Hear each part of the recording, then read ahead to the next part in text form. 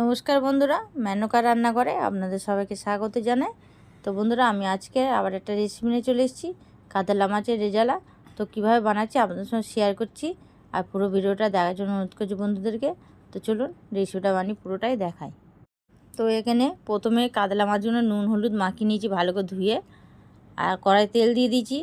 দিয়ে বেরেস্তার জন্যে আগে পেঁয়াজ কিছুটা ভেজে তুলে নিচ্ছি, লাল লাল করে বেরেস্তার জন্য ভেজে নেবো।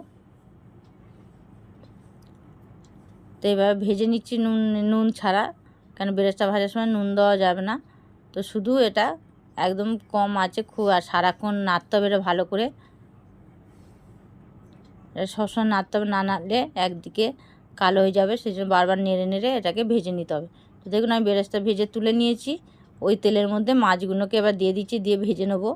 মাছগুলোকে একটু হালকা লাল লাল করে একটু ভেজে নেবো, একটু কড়া করে। তো দেখুন এইভাবে লাল করে ভেজে তুলে নিয়েছি। মিক্সির মধ্যে দিয়ে দিলাম কয়েকটা কাজু বাদাম, আর অর্ধেকটা বেরেস্তা দিয়ে দিলাম, আর অর্ধেকটা রেখে দিয়েছি। আর এখানে দই দিয়ে দিলাম, 3-4 চামচ মতন দই দিয়ে দিচ্ছি। পরিমাণটা আপনারা আমাদের মতন দেবেন। দিয়ে এটা মিক্সিতে পেস্ট করে নিলাম। দেখুন পেস্টটা কেমন হয়েছে, ঠিক এমনি হবে। এবার দুটো দিয়ে দিয়েছি, লবঙ্গ দিয়ে দিলাম,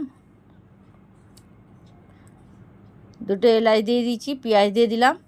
দিয়ে ভালো করে এবার পেঁয়াজটা ভেজে নিচ্ছি। ভালো করে এইভাবে পেঁয়াজটা ভেজে নেবো একটু।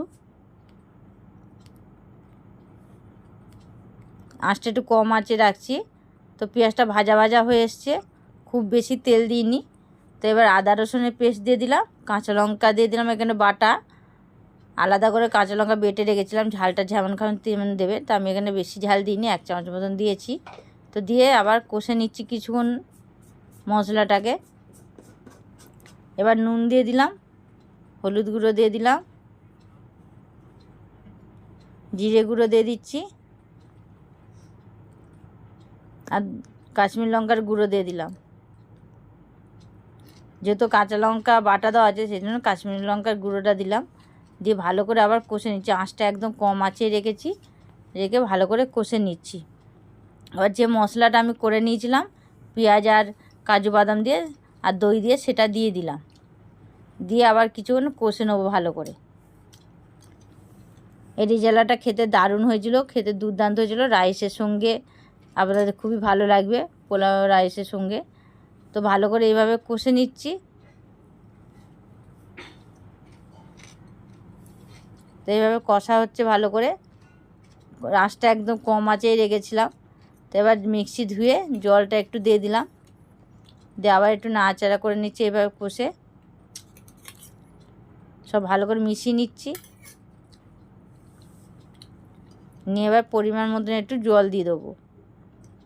তো এবার পরিমাণ মতন জল দিচ্ছি, যাতে মাছটা ভালো করে ফুটে যায় ওর মধ্যে, সেই মতন জল দিচ্ছি। জলটা ফোটার মতন রেখে দেবো, যাতে জলটা সেই মতন ফোটে। তো এবার ফুটে গেছে, এবার মাছগুলো দিয়ে দিচ্ছি। তো সব মাছগুলো দিয়ে দিলাম, দিয়ে মাছগুলো দিয়ে এবার কিছুক্ষণ এটাকে ফুটিয়ে নেবো। ভালো করে মাছগুলো দিয়ে ফুটিয়ে নেবো।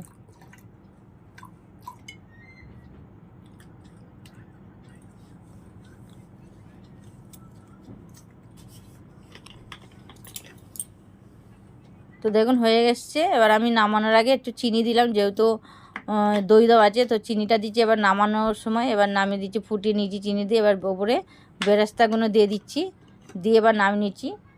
তো কালারটা কত সুন্দর হয়েছে দেখুন বন্ধুরা।